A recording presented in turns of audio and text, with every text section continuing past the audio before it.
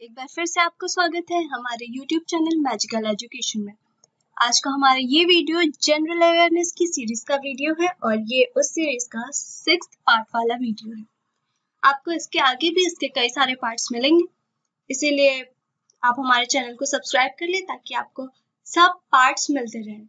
ये वीडियो कुछ ऐसे क्वेश्चंस का कलेक्शन है जो कि एसएससी और बैंकिंग जैसे कॉम्पिटिटिव एग्जाम्स में अक्सर पूछे जाते हैं। तो अगर आपको हमारा ये वीडियो पसंद आए तो सब्सक्राइब करें, हमारे वीडियो को लाइक करें, कमेंट करें और ज़्यादा से ज़्यादा शेयर करें जिससे कि अधिक से अधिक लोगों को इसका लाभ मिल सके। और हाँ फ्रेंड्स, वीडियो को लास्ट तक देखिए क्योंकि इसमें सारे क्वेश्चंस इंपॉर्टेंट हैं। चलिए शुरू करते हैं अपने पहले क्वेश्चन से। हमारा पहला क्वेश्चन है, निम्नलिखित में से क्या ब्रेटन वुड्स का संस्थान नहीं है? ऑप्शंस देखिए, अंतरराष्ट्रीय मुद्रा कोष IMF, विश्व बैंक, आर्थिक सहयोग एवं विकास संगठन OECD, उपरोक्त में से कोई नहीं।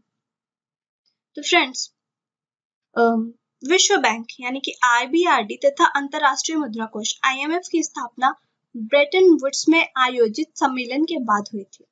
IMF की स्थापना 1944 में तथा विश्व बैंक की स्थापना 1945 में की गई थी, जबकि आर्थिक सहयोग एवं विकास संगठन DECD की स्थापना 1948 में हुई थी।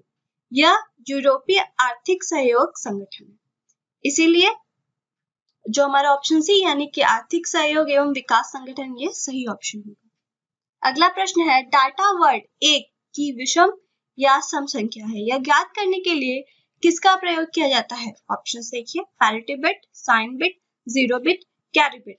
तो डाटा वर्ड 1 की विषम या सम संख्या ज्ञात करने के लिए पैरिटी बिट का प्रयोग किया जाता है, इसीलिए हमारा ऑप्शन ए यानी कि पैरिटी बिट सही होगा। नेक्स्ट क्वेश्चन है, सन 1939 में सुभाष चंद्र बोस किसे हराकर कांग्रेस पार्टी के अध्यक्ष चुने गए थे?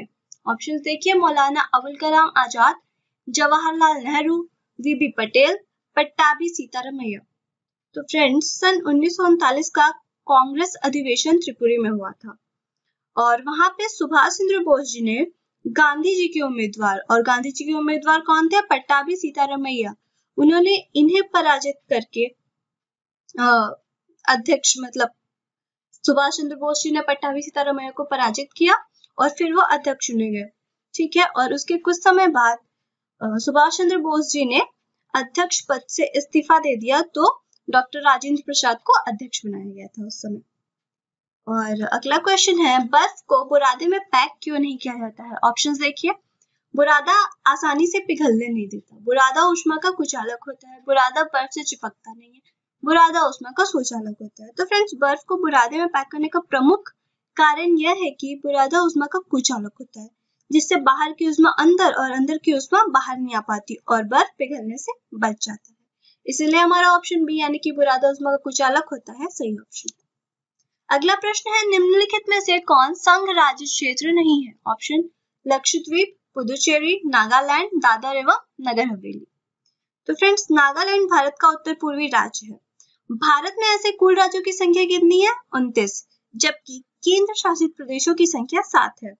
और केंद्र शासित प्रदेशों के नाम देखिए, दिल्ली, चंडीगढ़, दादर एवं नगर हवेली, लक्षद्वीप, दमन एवं द्वीप, अंडमान निकोबार द्वीप समूह और पुदुचेरी। इसीलिए जो हमारा नागालैंड है वो संघ राज्य क्षेत्र यानी कि केंद्र शासित प्रदेश नहीं है। अगला प्रश्न है, निम्नलिखित में से किस पर्वतीय स्थल के नाम का अर्थ वज्रपात स्थल है? ऑप्शंस, गंगटोक, उटकमंड, शिलांग, दार्जिलिंग। तो फ्रेंड्स, दार्जिलिंग शब्द का अर्थ होता है वज्रपात स्थल। यह पश्चिम बंगाल राज्य में है और दार्जिलिंग चाय के उत्पादन के लिए बहुत प्रसिद्ध है, इसलिए हमारा ऑप्शन डी यानी कि दार्जिलिंग सही ऑप्शन है। अगला प्रश्न है, लोकतांत्रिक देश में विधायिका लोकमत को किस प्रकार प्रभावित कर सकती है? ऑप्शंस, लोक मुद्दों पर ध्यान केंद्रित करके, नागरिकों की कर्तव्यों को परिभाषित करके, अधिकार प्रदान करके, अविवादास्पद कानून बनाकर। तो फ्रेंड्स, लोकतांत्रिक देश में विधायिका लोकमत को मुद्दों पर ध्यान केंद्रित करके प्रभावित कर सकती है। वह लोक मुद्दों या जन सामान्य से संबंधित समस्याओं पर कानून बनाकर लोगों को अपने पक्ष में करती है, इसीलिए हमारा ऑप्शन ए यानी कि लोक मुद्दों पर ध्यान केंद्रित करके सही ऑप्शन है। अगला प्रश्न है, पैराएक्सिएटिल नाइट्रेट क्या है?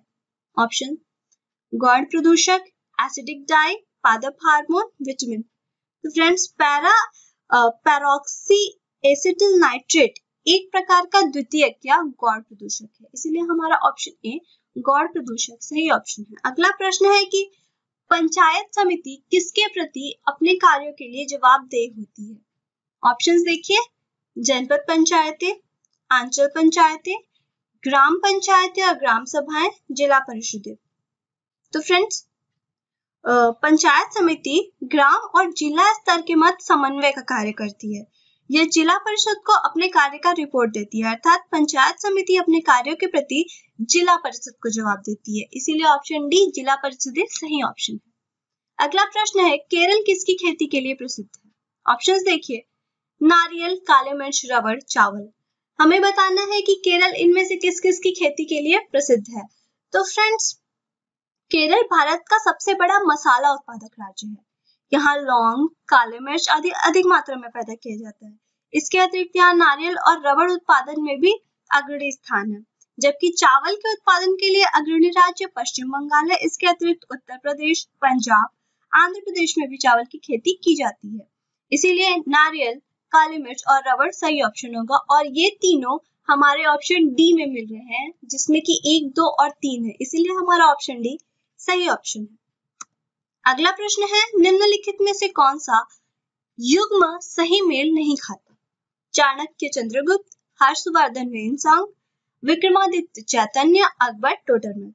तो फ्रेंड्स, हर्षवर्धन के समय चीनी यात्री वेनसांग भारत आया था, चाणक्य चंद्रगुप्त का प्रधानमंत्री था तथा टोडरमल अकबर के वित्त मंत्री थे।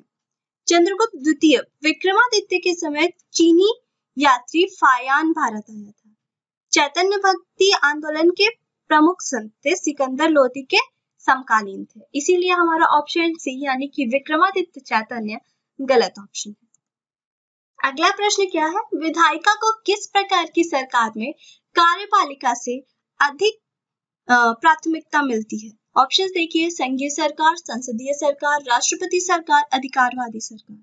तो फ्रेंड्स, संसदीय प्रकार की सरकार में विधायिका को कार्यपालिका से अधिक प्राथमिकता दी जाती है, क्योंकि विधायिका ही कानूनों का निर्माण करती है और कार्यपालिका उसे लागू करती है, इसीलिए हमारा ऑप्शन बी यानी कि संसदीय सरकार सही ऑप्शन है। अगला प्रश्न देखिए, मुक्त बाजार अर्थव्यवस्था की एक विशिष्टता क्या है? ऑप्शंस, राशनिंग और कीमत नियंत्रण, सक्रिय राज्य हस्तक्षेप, उपभोक्ता संप्रभुता, उत्पादन के कारकों का लोक स्वामित्व।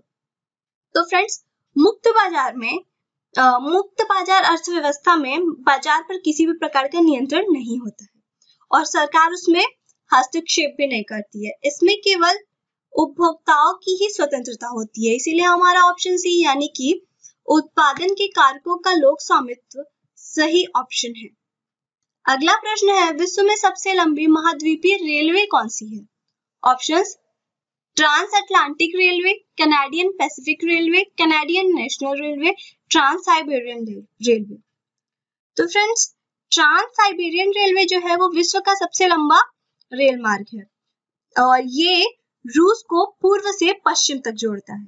पूर्वी तट के बंदरगाह व्लादिवोस्टोक से यह आरंभ होता है और पश्चिम में सेंट पीटर्सबर्ग तक जाता है, इसीलिए हमारा ऑप्शन डी यानी कि ट्रांस साइबेरियन रेलवे सही ऑप्शन है। अगला प्रश्न है, हाइड्रोजन पेरोक्साइड एक प्रभावी विसंक्रामक अभिकर्मक है। निम्नलिखित में से कौन सा उत्पाद तब परिणाम देता है जब उसका तत्काल सक्रिय ऑक्सीजन खत्म हो जाता है? ऑप्शंस देखिए, पानी, हाइड्रोजन, नेसेंट हाइड्रोजन, ओजोन। तो फ्रेंड्स, हाइड्रोजन पेरोक्साइड एक प्रभावी विसंक्रामक अभिकर्मक है। इसमें विसंक्रामक अभिक्रिया के दौरान अपनी अभिक्रिया तब देता है जब उसमें से O2 खत्म हो जाता है, यही कारण है इसे शुष्क धुलाई भी कहा जाता है। अगला प्रश्न देखिए फ्रेंड्स, अगले प्रश्न में है, वर्षा जल संग्रह के संबंध में निम्नलिखित में क्या गलत है? ऑप्शंस, यह बहाव में होने वाली हानियों को बढ़ाता है, यह जल स्तर को बढ़ाने में सहायक होता है, यह जल संरक्षण का साधन है, यह जल की बढ़ती हुई मांग को पूरा करने में सहायक होता है। तो फ्रेंड्स, वर्षा जल को संग्रहित कर उसे उपयोग में लाया जा सकता है। इसके अनेक लाभ होते हैं, जैसे जल स्तर में वृद्धि करता है, जल संरक्षण हेतु तथा लोगों को पीने हेतु, सिंचाई हेतु आदि। इसीलिए जो हमारा फर्स्ट है ऑप्शन, यह बहाव में होने वाली हानियों को बढ़ाता है, यह गलत ऑप्शन है। अगले प्रश्न पे चलते हैं और हमारा अगला प्रश्न है न्यूक्लियस के बाहर डीएनए कहाँ मिलता है? ऑप्शन देखिए, गोल्जिकाय, राइबोसोम, अंतर्द्रव्य जालिका, माइटोकॉन्ड्रिया। तो फ्रेंड्स न्यूक्लियस यानी कि केंद्रक के बाहर डीएनए माइटोकॉन्ड्रिया में पाया जाता है, ठीक है, और इसको ही कोशिका का विद्युत गृह भी कहते हैं, इसीलिए हमारा ऑप्शन 4 यानी कि माइटोकॉन्ड्रिया सही ऑप्शन होगा।